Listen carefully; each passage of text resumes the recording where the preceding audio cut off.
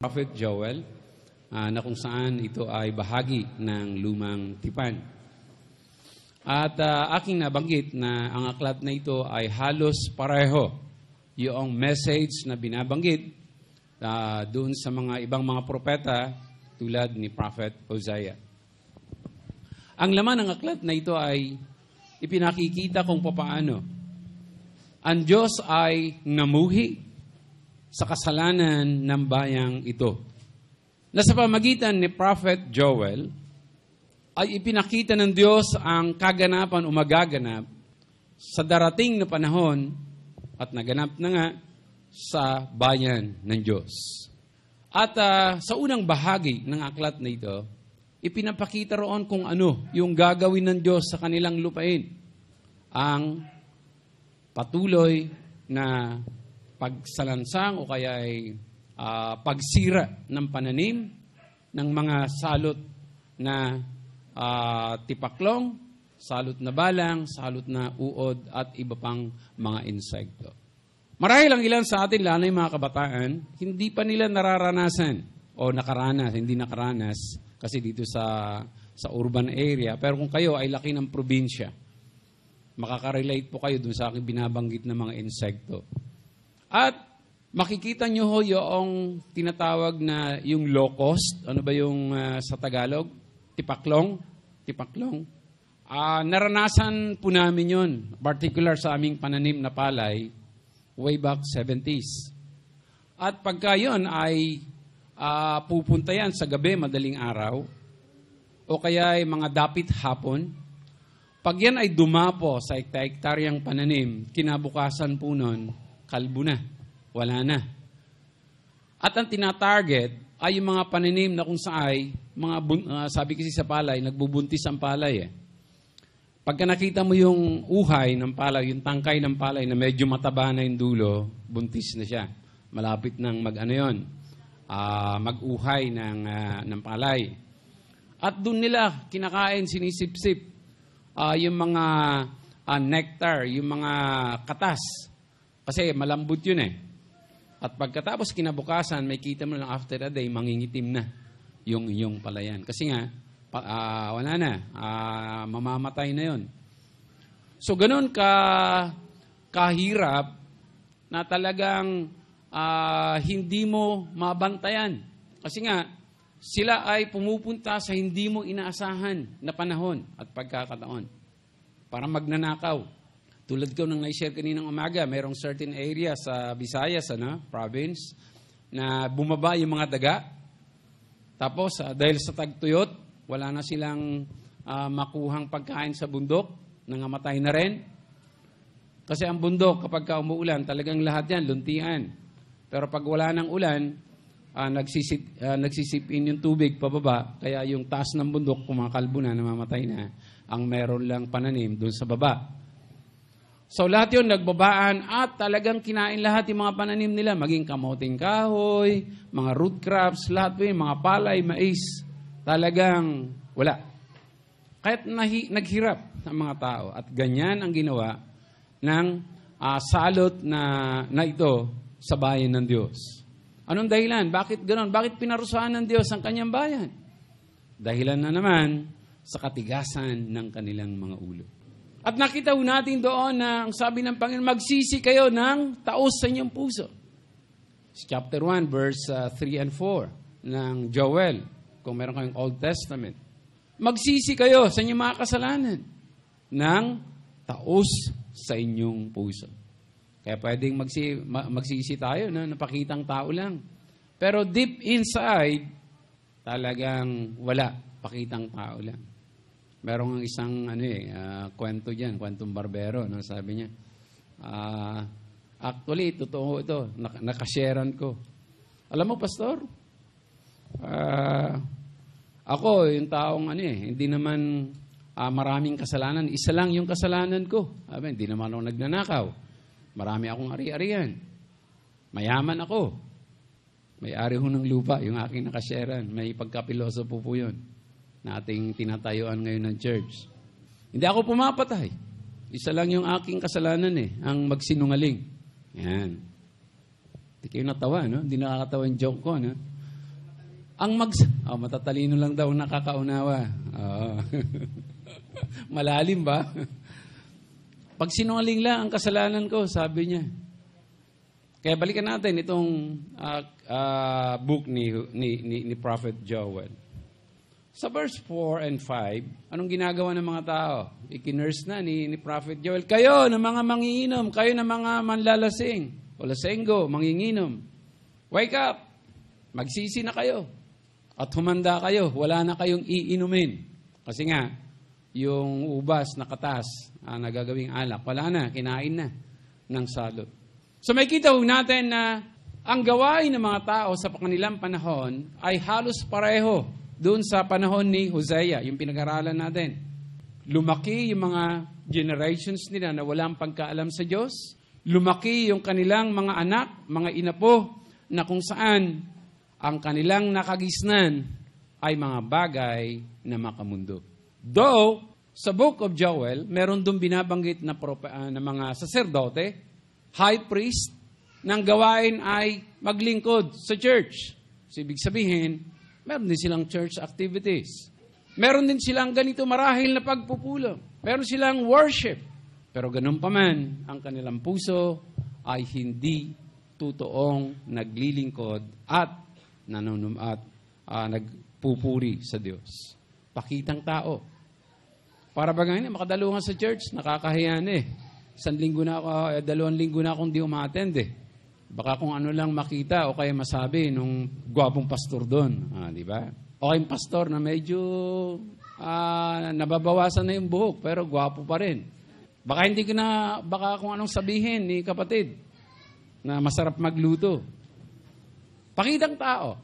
Pero ganun pa man, ang puso pa rin ng Panginoon ay nakatuon at nakikita niya na sa halip na parusa,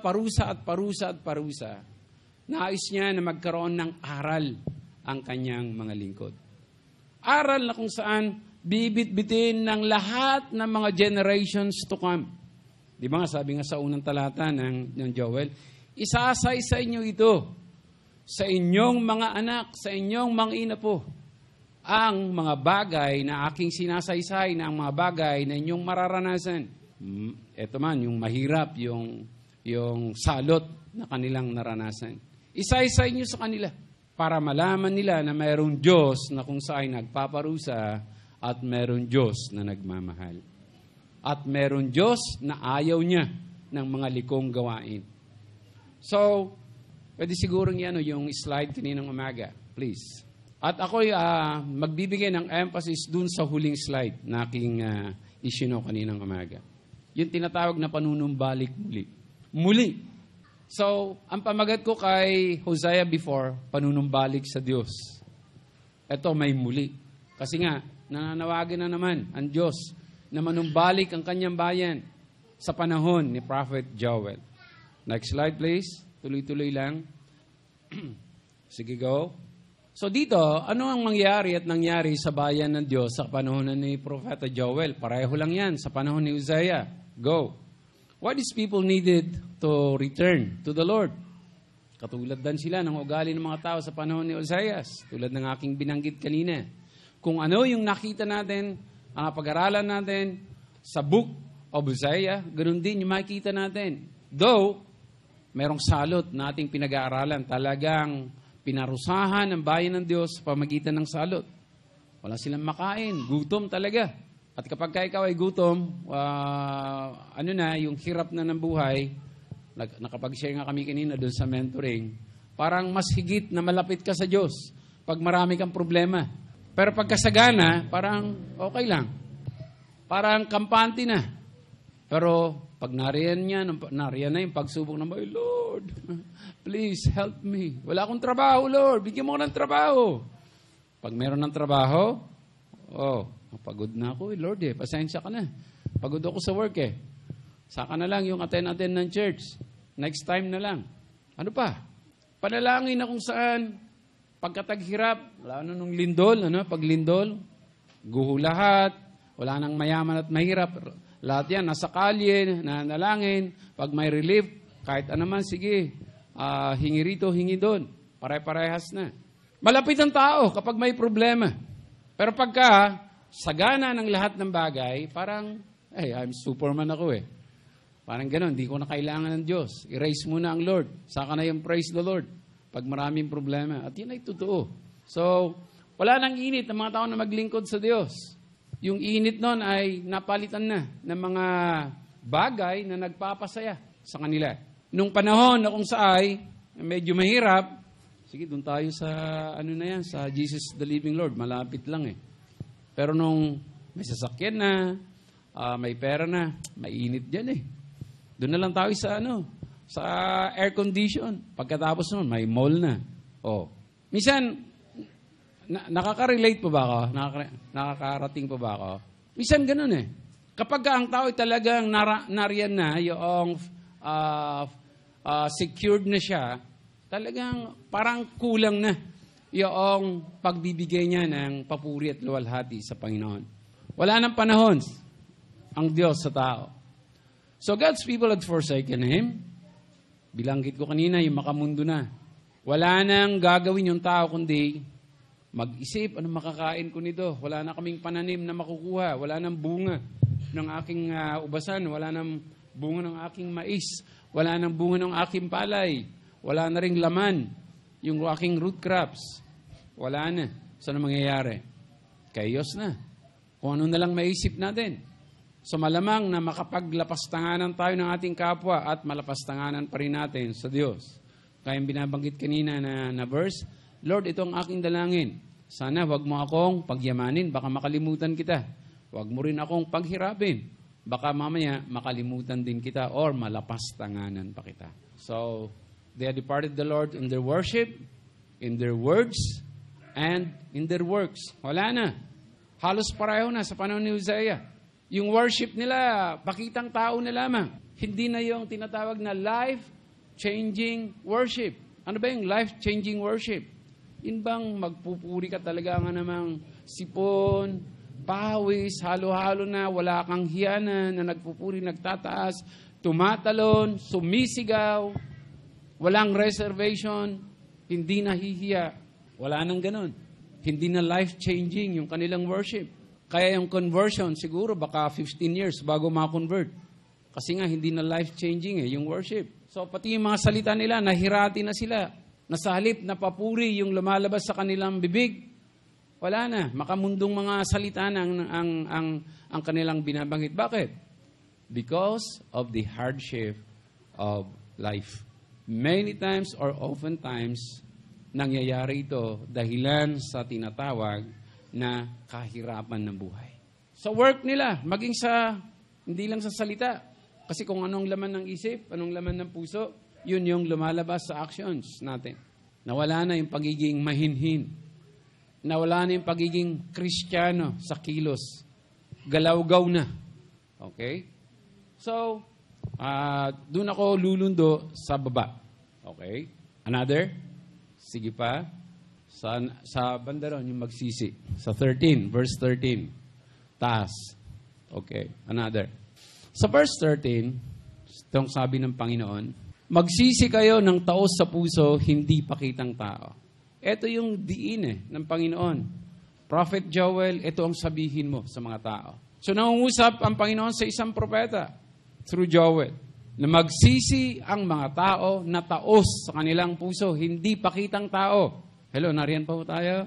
Hindi pakitang tao, taos sa kanilang mga puso. And from therein, ibubuhos ko ang aking pagpapala. Tinupad ng Diyos, tinutupad ng Diyos yun.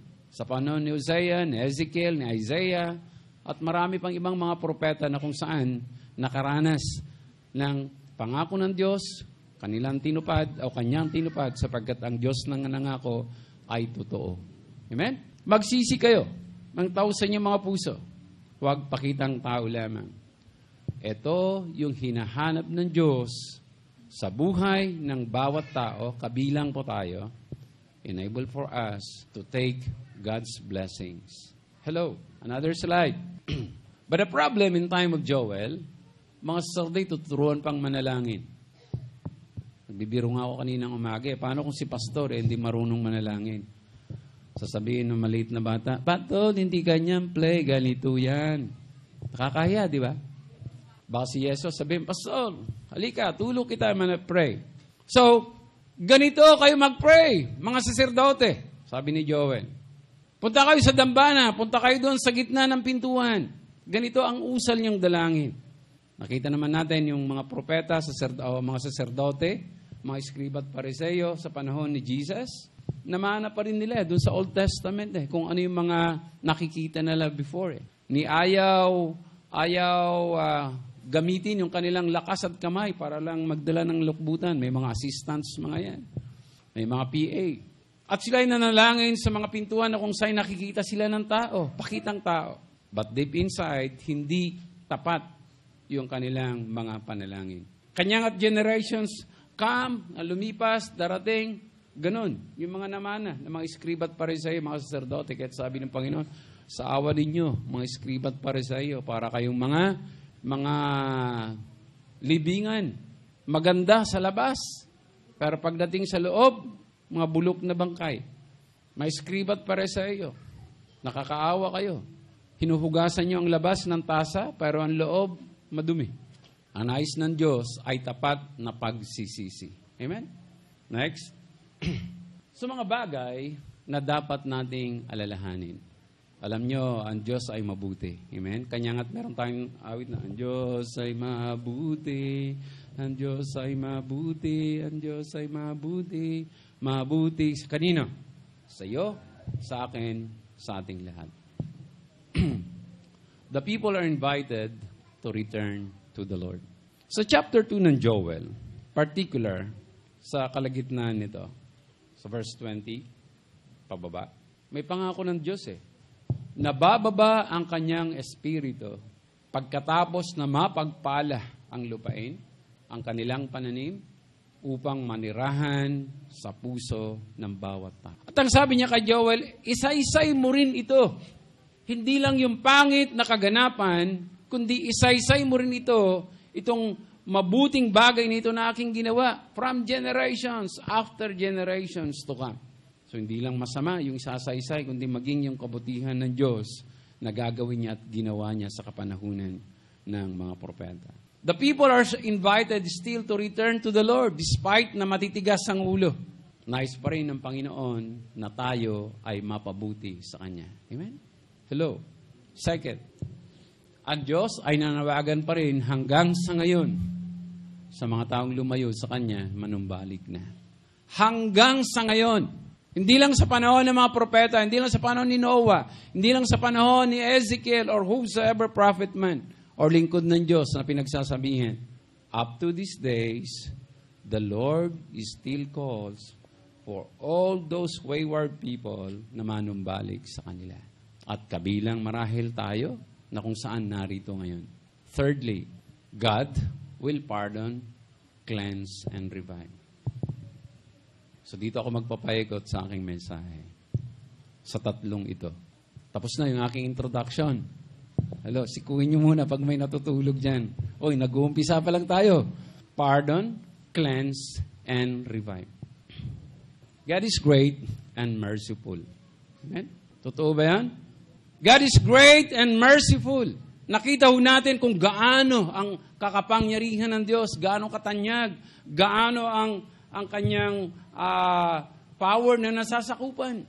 At nakita rin natin yung mercy na kung sa ay laging kaakibat.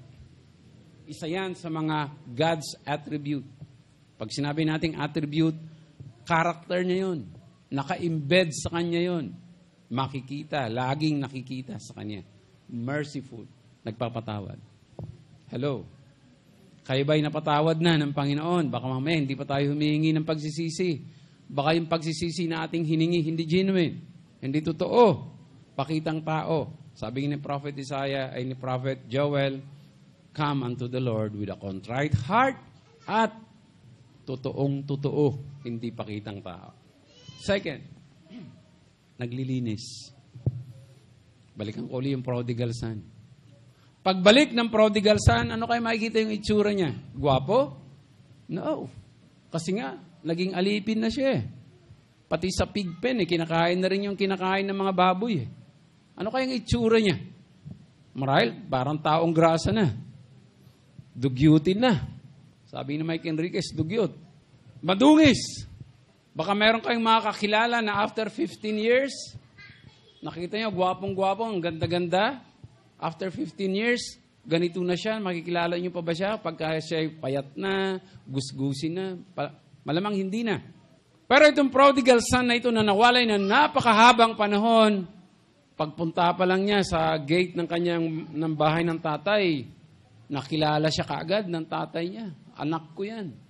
Alam niya na anak niya, anuman yung hugis, anuman yung kulay, anuman yung nangyari sa kanya, ayon sa banal na kasulatan, alam niya, kilala niya ang kanyang anak. Ganon din tayo. Kilala tayo ng ating amang nasa langit. Hindi siya nagtatangi, anuman yung ating kalagayan, tayo man ay wayward son, wayward pupil, wayward daughter, kilala rin tayo ng Panginoon. Sapagkat, ang Diyos kailanmay hindi siya, nakakalimot. Papasukin ang aking anak. Yan problema, meron siyang anak din na isa. Bakit mo papasukin yan? Bakit mo paghahandaan yan?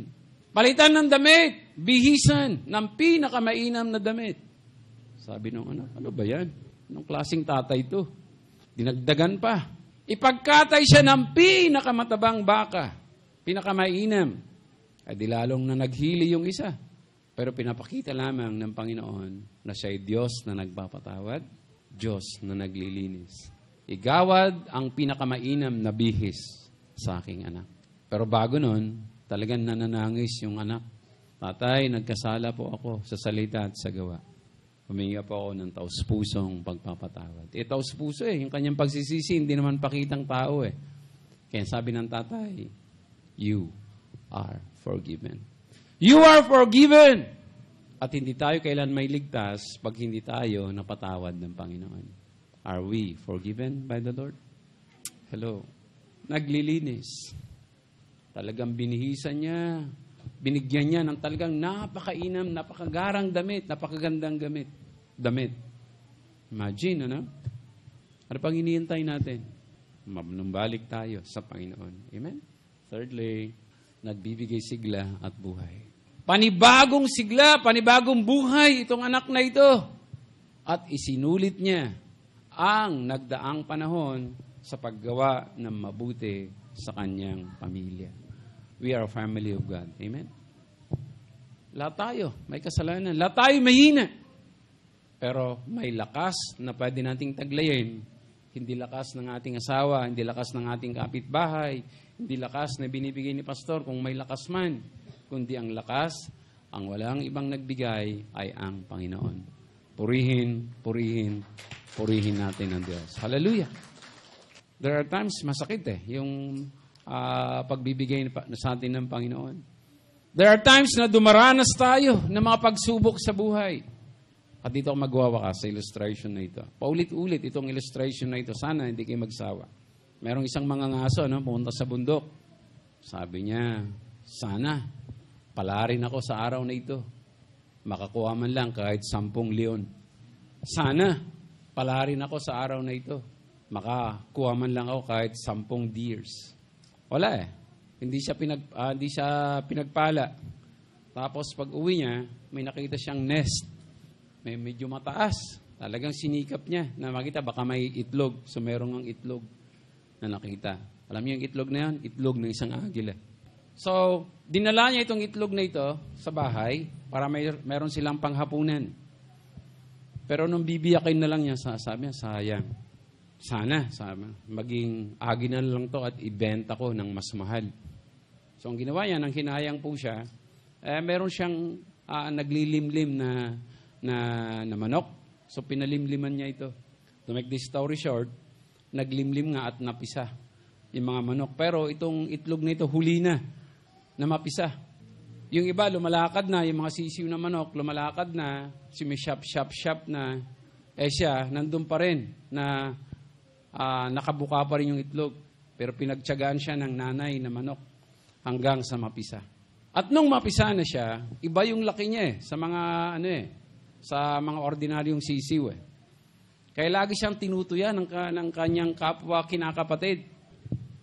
Piki. Kasi nga, pag lumakad, talagang tumba-tumba eh. Piki, piki, piki. Eh siya naman, okay lang. Pero masakit ang kanyang kalooban eh.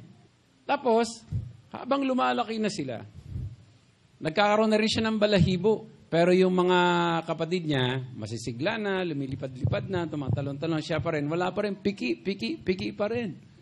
Tapos ng araw, bigla na lamang may mga nagtakbuhan ng mga manok. Di nila alam kung bakit.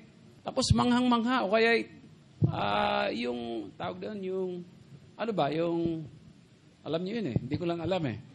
Ano ba ito? Hindi niya alam, bakit nagtatakbuhan yung mga manok. At yung mga sisiw, pumupunta doon sa pakpak ng kanilang nanay at nagtatago. Yun pala, merong lumilipad na agila sa taas. At siya naman, ano lang, tinitignan lang yan, ano bang ginagawa nito? Ganyan, ganyan, ganyan. So, dumating yung panahon na medyo magulang na siya, may pakpak na. Sabi niya, mukhang anak ako sa labas ah. Iba itong aking itsura sa mga sisiw na ito. Bakit sila natatakot? Bakit ako hindi? Sabi niya. Sa lumilipad na ibon na yon na malaki. Hanggat ang sabi niya sa kanyang sarili, teka, subukan ko nga yung ginagawa nung nakita ko sa taas na malaking ibon. So ang ginawa niya, medyo ano na yung pakpak niya, sinubukan niyang ikampay ng ikampay. Pero ganun pa man, wala pa, hindi pa nakakalipad ng 1 metro, bumagsak na siya, sumubsob na siya. So, sakit yung kanyang naramdaman. Pero ganun pa man, talagang tuwang-tuwa siya, manghang-mangha siya yung ibon na naroon sa langit na kanyang nakikita. Sabi niya, kaya ko to. Sabi niya, take 2.